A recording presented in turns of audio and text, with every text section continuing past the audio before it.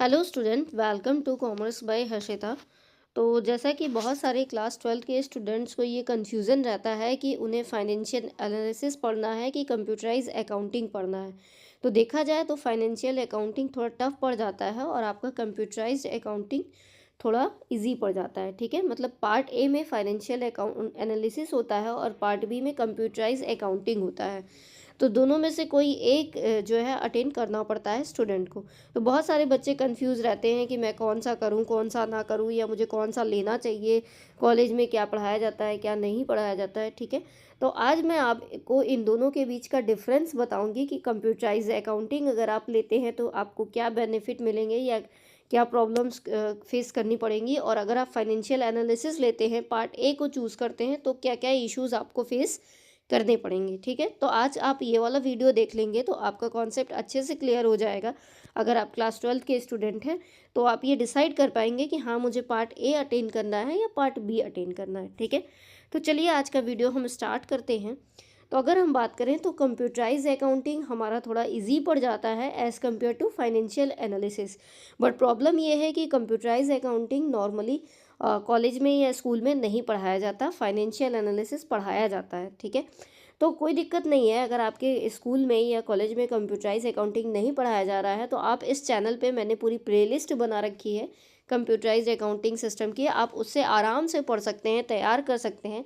मतलब 99% सिलेबस आपका उस प्लेलिस्ट से क्लियर हो जाएगा अगर आप उसको अच्छे से देख लेते हैं, तैयार कर लेते हैं तो। ठीक है, तो उसका कोई इशू नहीं है। आप कंप्यूटराइज अकाउंटिंग अगर लेते हैं, मेरे हिसाब से तो आपको कंप्यूटराइज अकाउंटिंग ही लेना चाहिए क्योंकि वो ईजी पड़ता है और आप अच्छे से उसको पढ़ के अच्छा स्कोर कर सकते हैं अपनी 12th में। ठीक है, तो चलिए स्टार्ट करते हैं दोनों का डिफरेंस। तो अगर हम बात करें तो कंप्यूटराइज अकाउंटिंग सिस्टम एक सॉफ्टवेयर का यूज़ करता है अकाउंटिंग करने के लिए, जैसे टैली का यूज़ किया जाता है या एक्सेल के फंक्शंस का यूज़ किया जाता है हमारे ट्रांजैक्शंस को रिकॉर्ड करने के लिए, डेटा को प्रोसेस करने के लिए, या फिर फाइनेंशियल स्टेटमेंट को इफ़िशिएंटली जनरेट करने के लिए। ठीक है, और अगर हम फाइनेंशियल एनालिसिस की बात करें तो इसमें फाइनेंशियल स्टेटमेंट का एनालिसिस किया जाता है, डेटा का इंटरप्रिटेशन होता है, हम फाइनेंशियल स्टेटमेंट प्रिपेयर करते हैं, बैलेंस शीट बनाते हैं, प्रॉफिट लॉस बनाते हैं, ये सारी चीज़ें हमें करनी होती हैं। ठीक है, अगर हम इसके फोकस की बात करें तो कंप्यूटराइज अकाउंटिंग में फोकस किया जाता है हाउ टू प्रोसेस डेटा, कि हम डेटा को कैसे प्रोसेस करेंगे, कैसे उस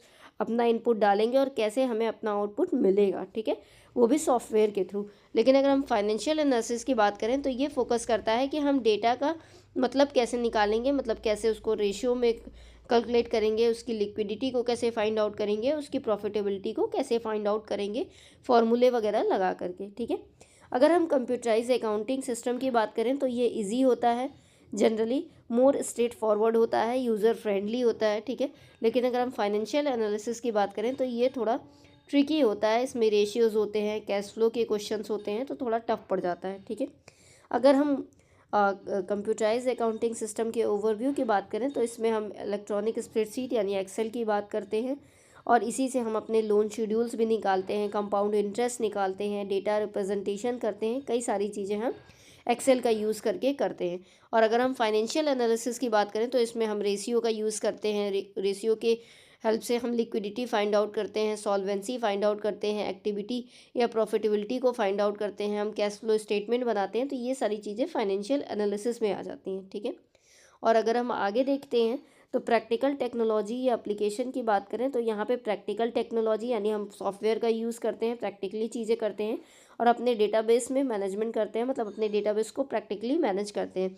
लेकिन अगर हम फाइनेंशियल एनालिसिस की बात करें तो यहाँ पे हमारे कॉम्प्लेक्स मैथमेटिकल कैलकुलेशंस याद होने चाहिए, तभी हम कर पाएंगे, और एनालिटिकल थिंकिंग हमारे अंदर डेवलप होनी चाहिए, तभी हम फाइनेंशियल एनालिसिस को अच्छे से कर पाएंगे। ठीक है, अगर हम बात करें तो प्रैक्टिकल वर्क इसमें किया जाता है अकाउंटिंग सॉफ्टवेयर का यूज़ करके या फिर एक्सेल का यूज़ करके।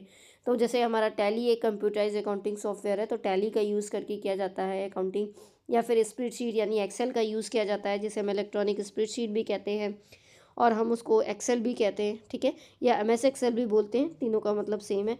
ठीक है, और अगर हम फाइनेंशियल एनालिसिस की बात करें तो इसमें हम रियल फर्म की फाइनेंशियल स्टेटमेंट को एनालाइज करते हैं, मतलब प्रॉफिट लॉस बनाते हैं, बैलेंस शीट बनाते हैं, कैश फ्लो स्टेटमेंट बनाते हैं, फंड फ्लो स्टेटमेंट बनाते हैं। तो पूरा फाइनेंस का ओवरऑल एनालिसिस करते हैं हम, एनालिसिस ऑफ फाइनेंशियल मैनेजमेंट। ठीक है, तो आई होप आपको दोनों के बीच में डिफरेंस क्लियर हो गया होगा और आपने डिसाइड कर लिया होगा कि आपको पार्ट ए अटेंड करना है कि पार्ट बी अटेंड करना है। ठीक है, वीडियो अगर पसंद आएगा तो लाइक कर दीजिएगा। अगर आपको कोई भी डाउट हो इसके रिगार्डिंग तो आप मुझे कमेंट करके पूछ सकते हैं। चैनल को सब्सक्राइब कर दीजिएगा आगे की और वीडियोज़ देखने के लिए। Thanks for watching.